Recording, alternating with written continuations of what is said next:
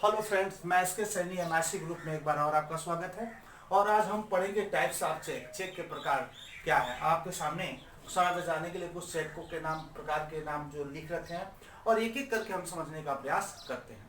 सबसे पहले हम देखते हैं कि वाहक चेक क्या होता है, जिसको हम बियरर चेक कहते हैं। तो इसको हम समझते हैं।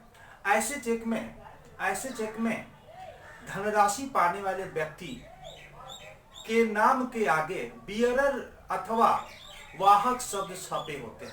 यानी जो ये चेक होता है, ऐसा जो चेक होता है, आप देख सकते हैं। जैसे मान लीजिए ये चेक है और इस चेक में मान लीजिए रमेश कुमार का लिखे और इसके सामने यहाँ पे वाहक या बियरर शब्द लिखा हुआ या छपा हुआ होता है। तो हम कह सकते हैं कि ऐसे चेक में धनराशि पाने वाले व्यक्ति के नाम के आगे बियरर अथवा वाहक शब्द छपे होते हैं और ऐसे चेक में लिखी हुई रकम का भुगतान बैंक द्वारा ऐसे चेक में लिखी हुई रकम का भुगतान बैंक द्वारा किसी भी व्यक्ति को किया जा सकता है जो बैंक में चेक प्रस्तुत करता है।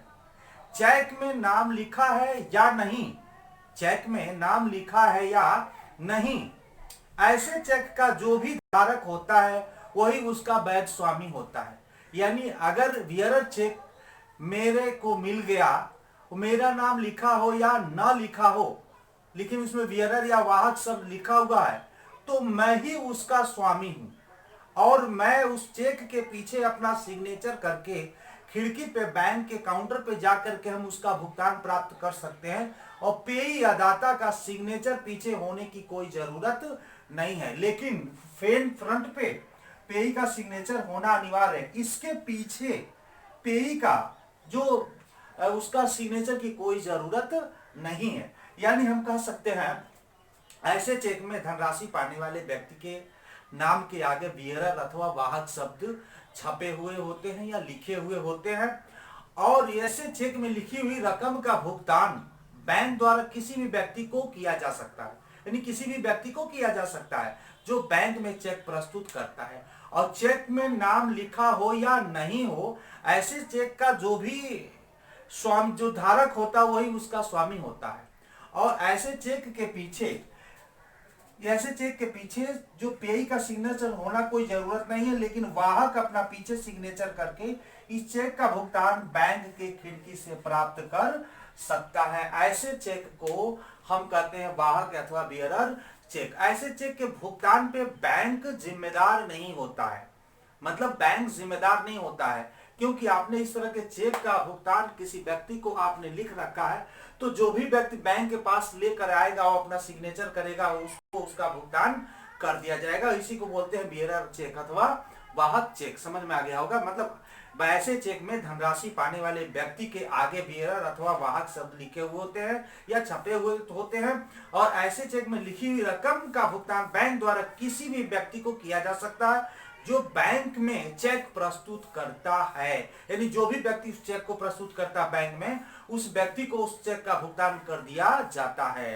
यानी चेक का जो भी धारक होता है वही उसका वैध स्वामी हो, यानी जिसके पास चेक होता है वही उसका वैध स्वामी होता है। और इस चेक के पीछे सिग्नेचर उसी व्यक्ति का होता है जिसको भुगतान प्राप्त करना होता है। पेई का पीछे सिग्नेचर होने की कोई जरूरत नहीं है। इसी को हम बोलते हैं वाहक चेक। हमें आपको लगा समझ में आ गया होगा। इसी को हम बोलते हैं वाहक चेक। दूसरा हम देखते हैं आदेश चेक। आदेश चेक जिसको बोलते हैं आर्डर।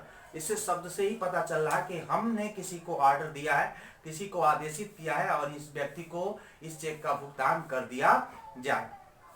मतलब ऑर्डर चेक इसको बोलते हैं। आदेश चेक को क्या बोलते हैं? ऑर्डर चेक बोलते हैं।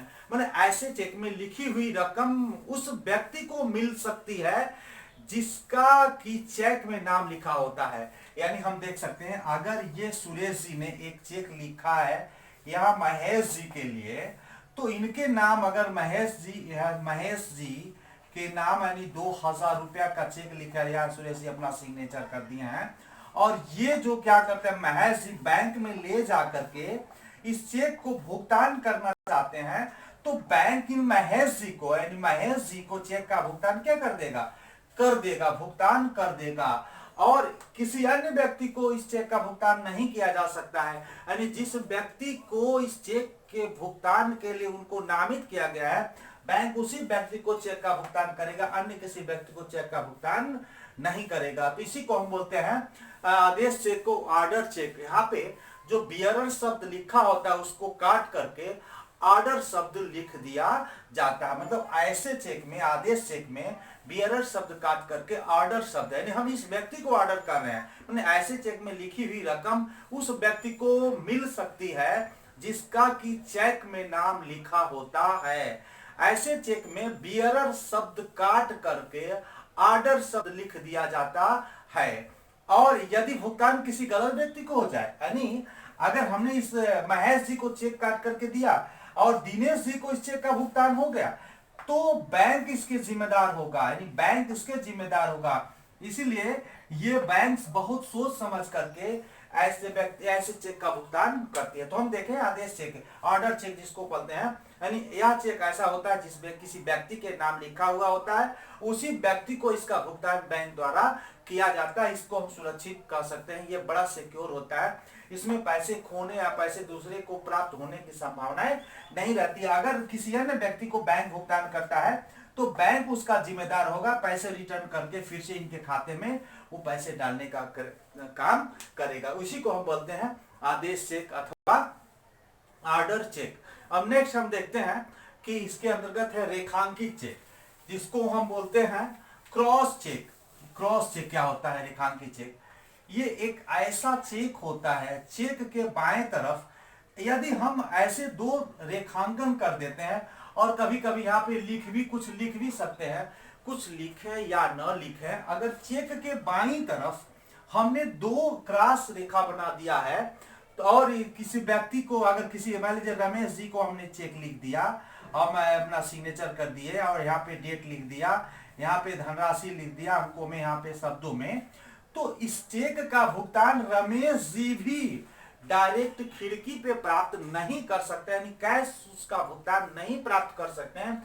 ऐसे चेक को रमेश जी क्या ले जाएंगे, अपने बैंक्स में जमा करेंगे, और बैंक्स क्या करेगा, उनके खाते से पैसे निकाल करके इनके रमेश जी के खाते में ट्रांसफर करेगा। इसको हम बोलते हैं रेखांकित चेक। यह बहुत सुरक्षित होता है, यानी इस चेक का भुगतान आपको खाते में ही किया जाएगा, यानी इस चेक का भुगतान आपको कैश में नहीं दिया जाता है। इसी को हम बोलते हैं रेखांकित चेक, यानी क्रॉस चेक। यानी बाएं तरफ चेक पे हम दो क्रॉस कर देते हैं, इसमें कुछ लिख भी देते हैं, नहीं भी लिखते हैं, तो जिस व्यक्ति के नाम से हमने चेक काटा है उस व्यक्ति को उसके खाते में इस चेक का भुगतान किया जाएगा।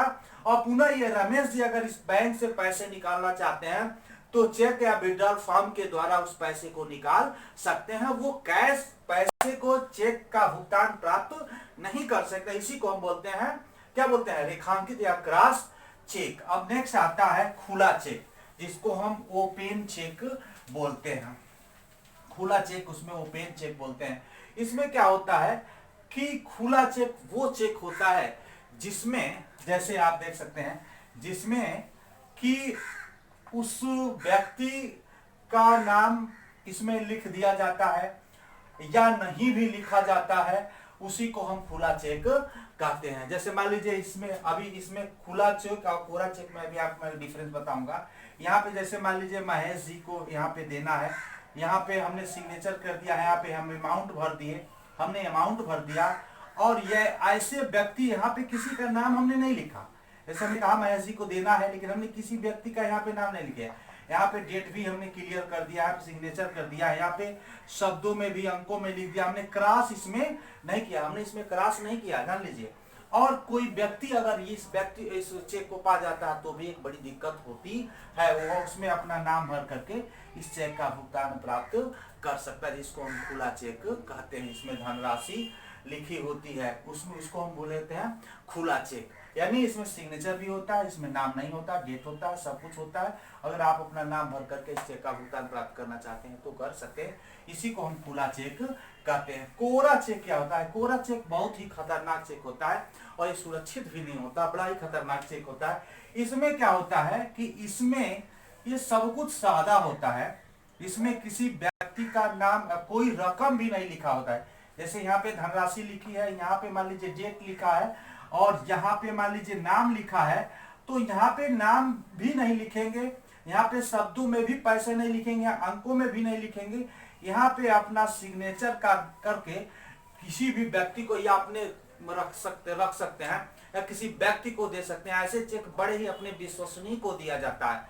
तो इस चेक का भुगतान अगर कोई व्यक्ति के हाथ यह लग जाए, किसी गलत व्यक्ति के हाथ इस चेक लग जाए, तो यह व्यक्ति अपने हिसाब से इसमें जितना चाहे उतना अमाउंट भर करके, इसमें जितना चाहे उतना अमाउंट भर करके चाहे तो बैंक से इस चेक का भुगतान प्राप्त कर सकता है। इसी को हम बोलते हैं कोरा चेक। अक्सर आपने फिल्मों में देखा होगा कि कुछ लोग ऐसे होते हैं, ये चेक ले लो, भुगतान भर लो, जितना तुमको भरना है भर लो, जाओ बैंक से इतना भुगतान प्राप्त कर लेना, मैंने सिग्नेचर लिख दिया है, डेट भी तुम अपने हिसाब से भर लेना। इसको बोलते हैं कोरा चेक। यह बहुत खतरनाक चेक होता है, यानी ये सुरक्षित नहीं होता है। ऐसे चेक बहुत विश्वसनीय व्यक्ति को ही दिया जाता है कि अपने जरूरत के हिसाब से इसमें धनराशि भर करके तुम इसका भुगतान प्राप्त कर लेना। यानी इसमें नाम भी नहीं लिखा होता है, इसमें धनराशि भी नहीं लिखा होता है, और इसमें केवल सिग्नेचर कर दिया जाता है। लेकिन इसमें क्या होता है, धनराशि लिखा होता है और नाम नहीं लिखा होता, सिग्नेचर होता है। तो व्यक्ति वो अपना सिग्नेचर करके उसको प्राप्त करता है, नाम लिख करके उसको प्राप्त कर सकता है। नेक्स्ट हम आते हैं पूर्व तिथि चेक। पूर्व तिथि चेक क्या होता है, इसको हम जानने का प्रयास करते हैं। पूर्व तिथि चेक ये एक ऐसा चेक होता है, ऐसा चेक होता है जिसमें पूर्व तिथि यानी चेक लिखने से पहले, जैसे मान लीजिए आज आप मान लीजिए आज 24 मई 2020 को हम चेक लिख रहे हैं, 24 मई 2020 को चेक लिख रहे हैं, और हमने इसमें 5 मई यानी 5 मई 2020 का डेट डाल दिया। तो ये क्या हो गया, पूर्व तिथि चेक। यानी आज हम लिखे और इसका डेट क्या कर डाल दिया, हम पहले पीछे का डेट डाल दिए, इसको बोलते हैं पूर्व तिथि चेक। और ऐसा 5/5/2020 से 3 महीने के लिए अब ये चेक वैलिड होगा। यानी आज आपका 24 तारीख है, यानी इस तरह से हम कह सकते 19 दिन पहले इस चेक का भुगतान हमको प्राप्त हो जाना चाहिए। यानी 19 दिन पीछे चेक हो गया, अब 3 महीने में 19 दिन कम हो गया। आज चेक काटे हैं लेकिन 3 महीने में 19 दिन कम हो गया। तो इस तरह से हम कहते हैं पूर्व तिथि, यानी जिस तिथि को चेक आप लिख रहे हैं उस तिथि से पहले ही इस चेक की डेट लिख दी जाती है, इसको हम बोलते हैं पूर्व तिथि चेक। और इसमें सिग्नेचर वगैरह जो भी अमाउंट भरना होता है भर देते हैं, अंकों में शब्दों में जिसका नाम लिखना होता है सब लिख देते हैं, उसी को हम बोलते हैं पूर्व तिथि चेक। नेक्स्ट है आपका पुराना चेक, जिससे हम पुराना चेक यानी स्टाइल चेक आप देख सकते हैं। पुराना चेक से तात्पर्य है यानी ये एक ऐसा चेक होता है जिसकी अवधि 3 महीने से अधिक की हो जाती है, उसी को हम बोलते हैं पुराना चेक। यानी आज हमने चेक लिखा और चेक का भुगतान आपने 3 महीने तक नहीं लिया और 3 महीने के बाद इस चेक का भुगतान आप प्राप्त करना चाहते हैं, तो ये चेक पुराना होता है और इससे बैंक इस चेक का भुगतान नहीं करेगा। इसी को हम बोलते हैं बासी चेक भी बोलते हैं। तो इस तरह से इसको हम बोलते हैं पुराना चेक। यानी हम आप लिख रहे हैं कि यहाँ पे 24 मई 2020 को है और यह समझिए कि 3 महीने बाद कि यानी 3 महीने तक ये वैलिड होता है, 3 महीने तक ये वैलिड होता है। और 3 महीने के बाद इस चेक को हम बैंक में ले जाते हैं भुगतान प्राप्त करने के लिए, तो बैंक इस चेक का भुगतान नहीं करेगा, कहेगा ये पुराना चेक हो गया, आउटडेटेड हो जाएगा, इसका मतलब डेट खत्म हो गया है, अब इस चेक का भुगतान नहीं किया जा सकता है। तो ऐसे चेक को कैंसिल कर दिया जाता है और भुगतान पाने वाला व्यक्ति को अगर सही में भुगतान प्राप्त करना है तो पुनः नया चेक उससे जारी करवाता है। इसी को हम बोलते हैं यह पुराना चेक। फिर उत्तर तिथि चेक क्या होता है, जिसको हम बोलते हैं पोस्ट डेटेड चेक। उत्तर तिथि मतलब ये आज हम चेक काट रहे हैं और आगे की डेट लिखना है। जैसे मान लीजिए यह है आप चेक हमने काटा और या जैसे मान लीजिए 24/5/2020 है, तो इस चेक का डेट हम लिख देते हैं 5/6/2020 यानी 5 जून 2020 को। इसी को बोलते हैं उत्तर तिथि, जिसको पोस्ट डेटेड, मैंने आज के डेट के पहले का हम मैंने बात के लिखते हैं। जैसे आज हमने लिख दिया, आज 24 को हमने इस चेक को लिख रहे हैं, लेकिन डेट डाल दिए क्या, 5/6/2020, यानी अगले महीने में। अब इसके पहले 5 के पहले इस चेक का भुगतान आप प्राप्त नहीं कर सकते हैं। 5 तारीख को कर सकते हैं या 6 तारीख को कर सकते हैं, या 5 तारीख से लेकर करके 3 महीने तक के अंदर आप इस चेक का भुगतान प्राप्त करेंगे। इसी को बोलते हैं उत्तर तिथि चेक। यानी साफ साफ स्पष्ट हो गए होंगे आपको। यानी 24/5/2020 को अगर हम चेक लिख रहे हैं और इसमें डेट डाल दे रहे हैं 5/6/2020, यानी अगले महीने में 5 तारीख को इस चेक का भुगतान प्राप्त कर सकते हैं। तो अगर आपके पास ये चेक है तो आपको चेक से आपको कुछ भी नहीं प्राप्त हो सकता, क्योंकि डेट तो 5/6/2020 को लिखा है, तो 5/6/2020 को ही इसका भुगतान प्राप्त कर सकते हैं। यानी 24, 25, 26, 27, 28, 29, 30, 31 और यानी 4 के अंदर आप इस चेक का भुगतान नहीं प्राप्त कर सकते हैं। और इसकी ड्यूरेशन इस 5 तारीख से 3 माह के लिए होता है, और इस 3 माह के बाद अगर आप भुगतान नहीं प्राप्त करते हैं तो ये क्या हो जाएगा, पुराना हो जाएगा। यानी 3 माह के अंदर 5 तारीख से आप इस चेक का भुगतान प्राप्त कर लेना। इसी को बोलते हैं हम क्या बोलते हैं, उत्तर तिथि पोस्ट डेटेड चेक बोलते हैं। अब कटाफटा विकृति चेक आप देखते हैं, इसमें ये क्या होता है, रिलेटेड जो चेक होता है वो क्या होता है। ये इसमें होता है कि जैसे क्या होता है कि चेक हम काट करके किसी को दिए हैं, वो व्यक्ति भले कहीं फोल्ड करके पॉकेट में रख लिया है, या उसमें कहीं कलर छूट लग गया है, कहीं कोई कलर छूट गया है, या उसमें लिखी हुई जो धनराशि है उसका नाम है वो उड़ गया है, मिट गया है, कहीं पानी पड़ गया है, तो उसमें स्पष्ट नहीं हो रहा है, कहीं चेक माल इधर से कहीं फट गया है, बहुत पुराना हो गया है लेकिन डेट है उसमें, तो कटा फटा विकृति मतलब उसका स्वरूप ऐसा हो गया है जिसको हम लेने से थोड़ा सा डरते हैं। हो सकता है कि गलत चेक हो, कोई व्यक्ति पा गया हो, तो ऐसे चेक का भुगतान हम नहीं करते हैं। तो इसी को हम बोलते हैं कटा फटा चेक, या हमको बोलते हैं स्मैल्टेड चेक बोलते हैं।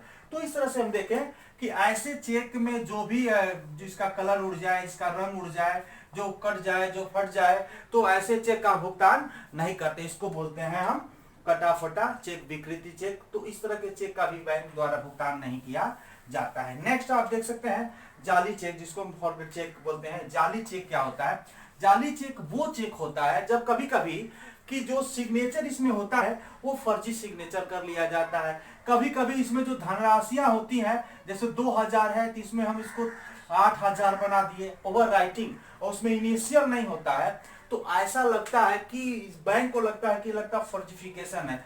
डेट इसमें चेंज कर दिया जाता है, तो उसके बाद डेट अगर इसमें डिस्टर्ब हो जाता है तो भी वो क्या होता है, ये जाली चेक कहा जाता है। तो ऐसे चेक का भुगतान बैंक्स नहीं करता है, इसी को हम बोलते हैं जाली चेक। इसको बोलते हैं हम जाली या फॉरगेट चेक कहते हैं। तो इस तरह से हमने देखा, चेकों के प्रकार को हमने समझा, ये चेक क्या होते हैं, और सभी चेकों का हमने बारी बारी से अध्ययन किया है। अगर आपको कहीं इसमें कोई प्रॉब्लम हो तो आप इसमें कमेंट्स बॉक्स में लिख करके आप पूछ सकते हैं, या हमसे कॉल करके भी पूछ सकते हैं। तो इस तरह से हमने देखा कि चेक टाइप्स ऑफ चेक का आज हमने विवरण दिया, और नेक्स्ट इसके बाद हम देखेंगे कि पृष्ठांकन क्या होता है, रेखांकन क्या होता है, ये सब धीरे धीरे सारी इसका डिटेल हम करेंगे। और अनेक प्रकार से क्रेडिट इंस्ट्रूमेंट्स, सभी क्रेडिट इंस्ट्रूमेंट्स को हम बारी बारी से पढ़ेंगे।